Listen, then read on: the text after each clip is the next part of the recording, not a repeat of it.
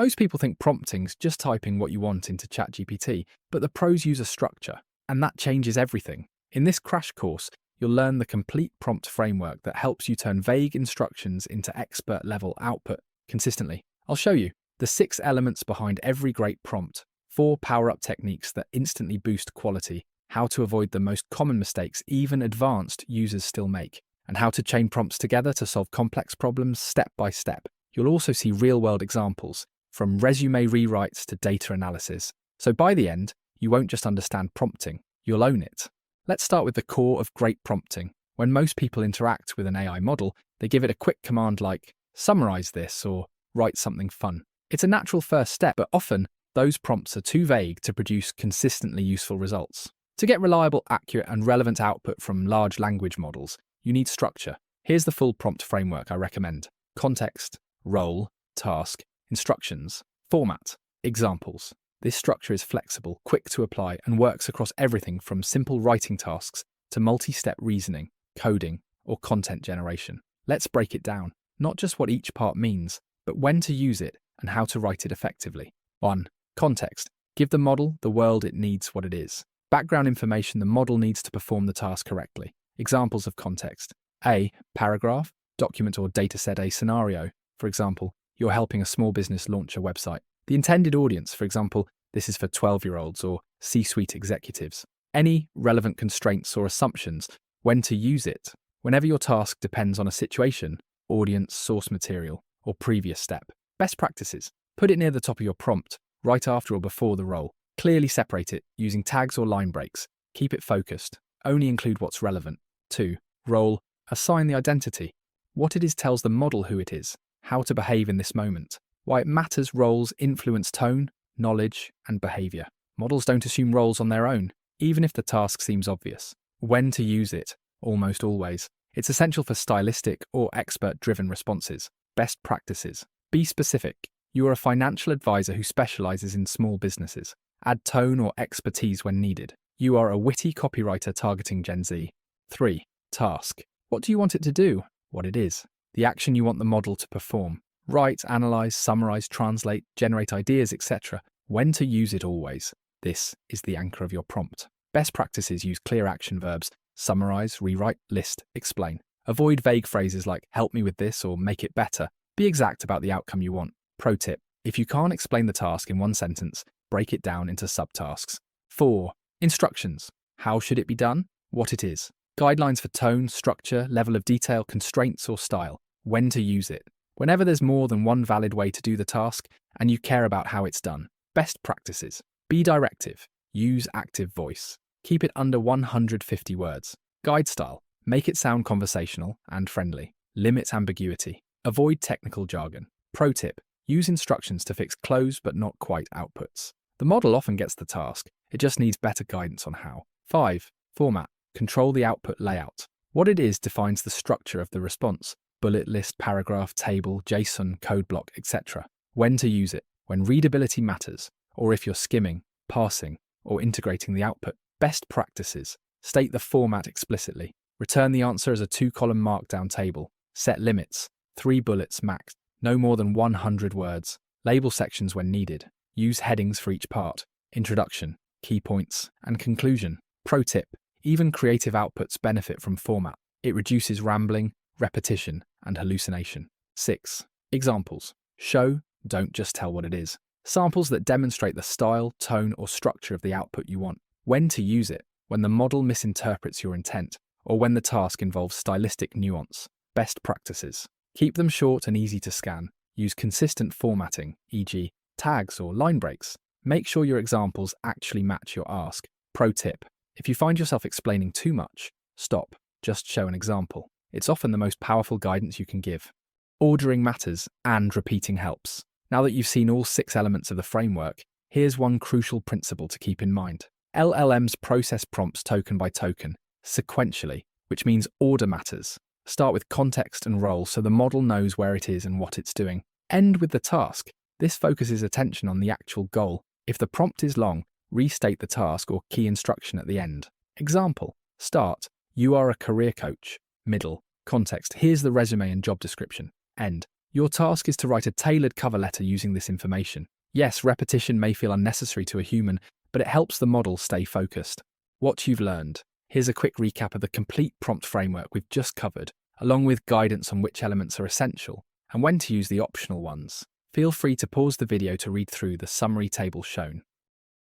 Now that you've learned the structure, context, role, task, instructions, format, examples, let's take your prompting to the next level. These 4 techniques help you reason better, control tone, match formatting, and tackle complex tasks by breaking them down. I call them prompt power-ups, and once you start using them, your results get sharper, faster, and more accurate.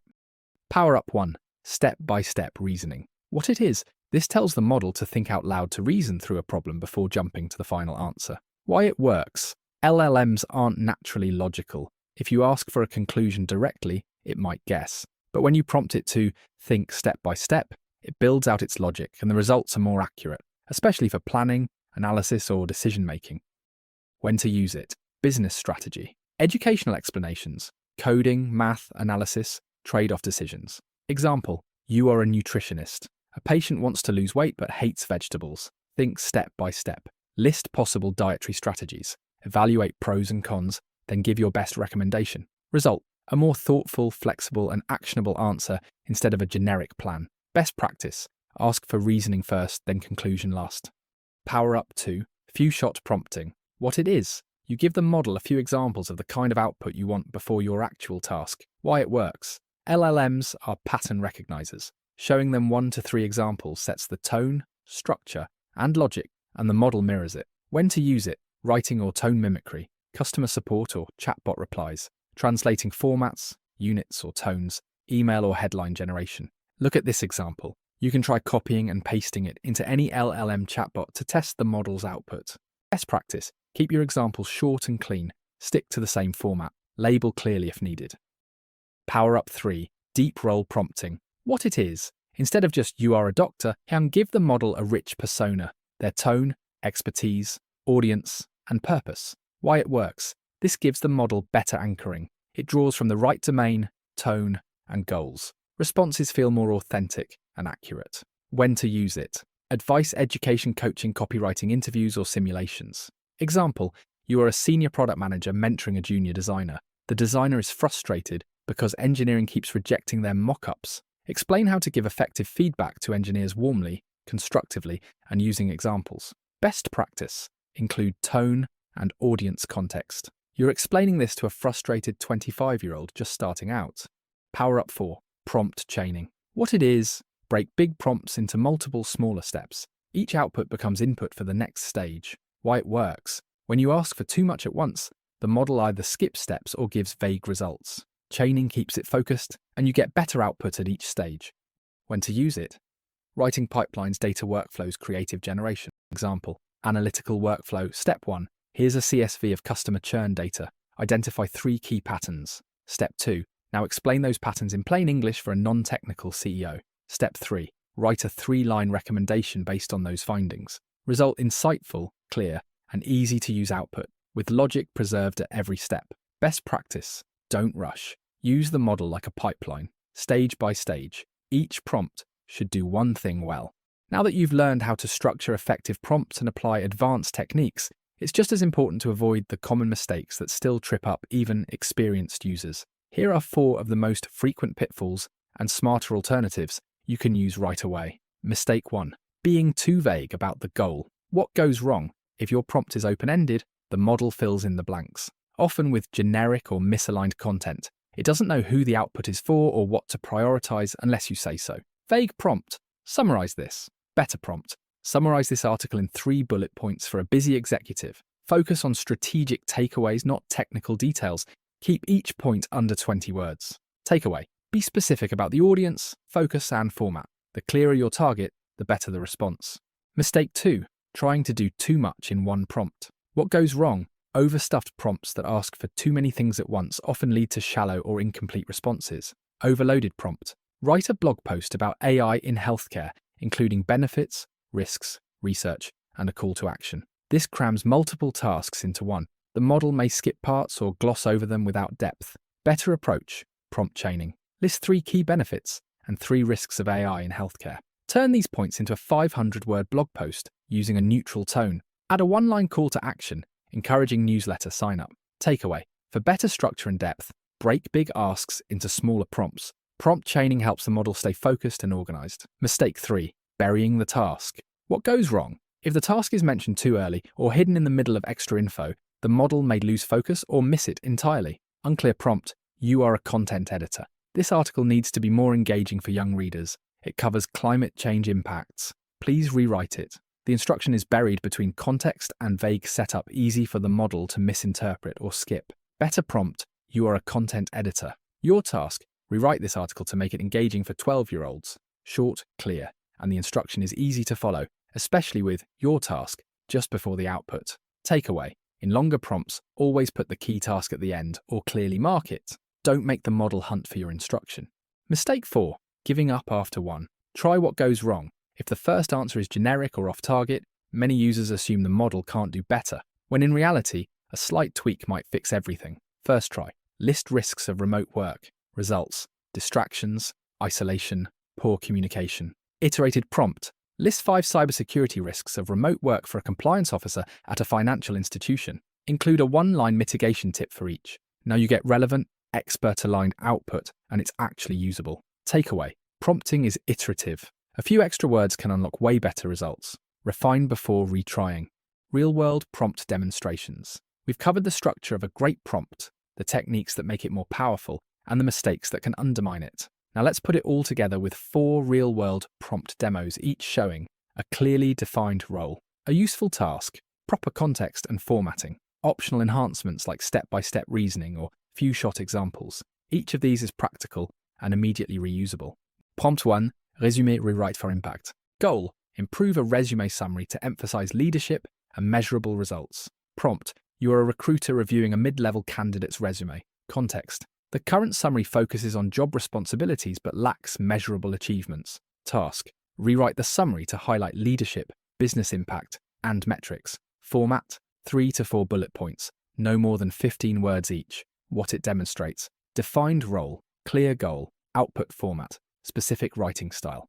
Prompt 2. Explaining a technical concept to a non-technical audience. Goal: translate complex language into accessible communication. Prompt: you are a senior data engineer, explaining to a product manager with no technical background. Context: the product manager is confused about how vector databases differ from relational databases. Task: explain the difference in plain language using a real-world analogy. Format: 1 paragraph, friendly tone. Include an analogy at the end. What it demonstrates: context about audience-defined role, language-level guidance structure and tone constraints.